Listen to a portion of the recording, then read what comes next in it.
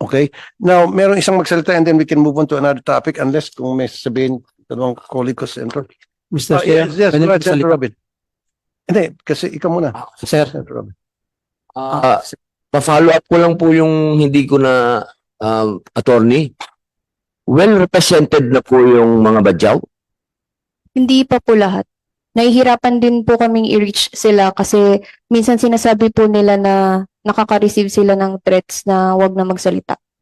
Kanina daw po sila nakakatanggap. Simula po ng insidenteng ito, marami pong mga nagre-represent na iba-iba po yung pangalan nila, tapos iba-ibang number, tapos sinasabi nilang wag nakasuhan yung Allison, hindi naman daw sinasadya, wala namang may gusto nito. So, nahihirapan din po kaming i-trace talaga sino po yung mga representatives na to na nagkiklaim. Minsan po sinasabi nila under the same number, they're from Allison, and then sa ibang caller, actually kagabi po, tinawagan po sila lahat isa-isa. Iba-iba pong sabi, but same number, na minsan daw siya si Bombay Ali, minsan siya si Rizal Ali, minsan, iba-iba po yung pangalan eh. So, Tinatakot sila. opo, lahat po sila tinawagan kagabi. Nung nagpe-prepare po kami para po dito, lahat po tinawagan. Meron po kayong number nung tao Yes na yun? po, yes po. Chairman, pwede ba natin ipatrace yun? Yung nananakot na yun? Okay, Comsec. Once na ma-identify natin yung mananakot, then patawag natin dito. Wala ko kayong pangalan, ano? Hindi nyo na-identify. Unknown yung taong nagbabanta. Sorry, Chair, ano po? Yung tinatanong po ni Senator Robin. Ano po? Sorry. Yung number po, telephone number, Yes po. saka yung tao po, hindi nyo po identify. Hindi po namin, mayroon po kami nung number, pero as to the confirmation of the identity, we don't have. Wala po kayong idea. Paiba-iba po eh. Minsan sinasabi niya from LGU siya, minsan naman po from Allison, minsan naman po from PCG. Or minsan sinasabi niya concerned citizen lang po siya na gusto niyang... So, Senator Robin, maybe we Opo. can submit that number sa NBI to investigate kung Yes, sino please, talaga Mr. yon. Chair. Yes, please. Saan ang galing yon? Napakagaling po nun, Chairman. Opo. Yes, thank you. And isa na lang, si Miss Raimona Romuros, siya po ay relative ng isang victim. Nasa Zoom natin. Ito yung judge, yung kanyang husband, tama. Ma'am, magandang umaga po, Ma'am Raimona.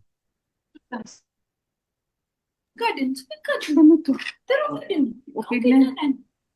Walang sa. Bago ang lahat, may deep condolences po sa inyong pagkawalang ninyong mister. Go ahead po, ma'am. Senator, sa lahat ng nasa studio, Assalamualaikum warahmatullahi wabarakatuh.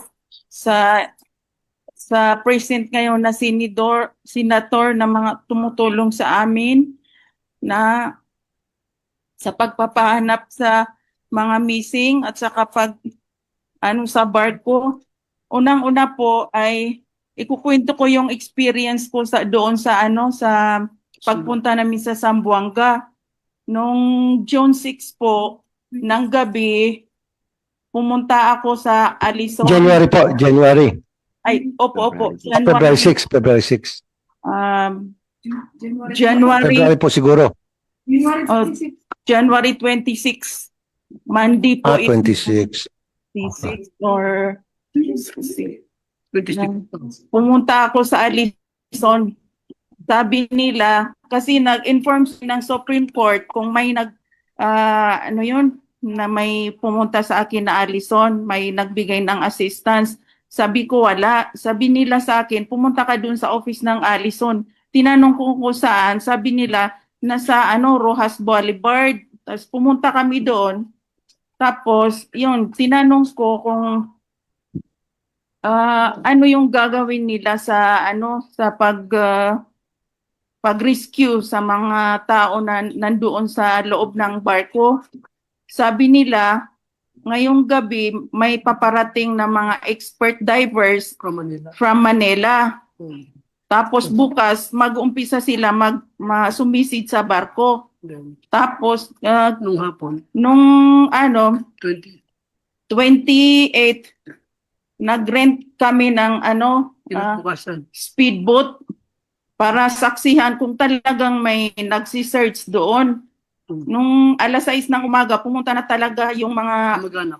kamag-anak ng asawa ko at kaibigan na para saksihan kung talagang may nagsisearch doon. Pero wala silang nakita. Umalis sila doon Ang 11. nakita lang nila doon is yung mga private na mangingisda na kinukuha nila yung mga cadavers na lumulutang-lutang. Tapos pag nakita ng mga Coast Guard, sa kanila nire-rescue na sinasabi nila, huwag niyong hawakan, kami na ang ano dyan, bahala dyan.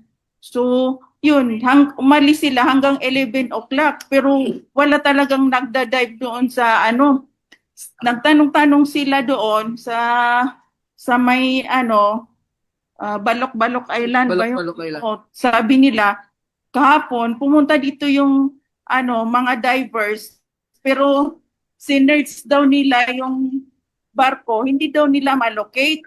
So, noon, buti na lang si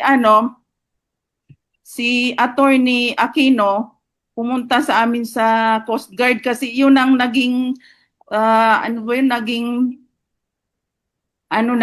pwesto namin ng Coast Guard. So kung hindi kami magtatanong sa mga Coast Guard, wala talaga silang i-inform sa amin. Tapos ang sinasabi nila, ay naku ma'am, maalon, hindi makadive yung mga divers. So nung nag-ingay na kami, tapos yan nakapunta kami sa Senate, doon lang sila naghanap. Ang babaw pala ng barko at saka ang daling hanapin. Tapos ngayon, yun, saka sila naghahanap-hanap doon. Pero yung asawa ko, hindi talaga siya na-recover. Tapos yung doon din sa yung mga assistants, pinapunta kami ng DSWD sa City Disaster Office kasi magkakatabi lang yung mga desk nila doon. Sabi nila, doon ma'am, humingi kayo doon ng tulong. Pumunta kami doon kasama. Bakit po sa DSWD? Bakit hindi po, sabi ng Alison, tumutulong daw po sila. Wala akong binigay na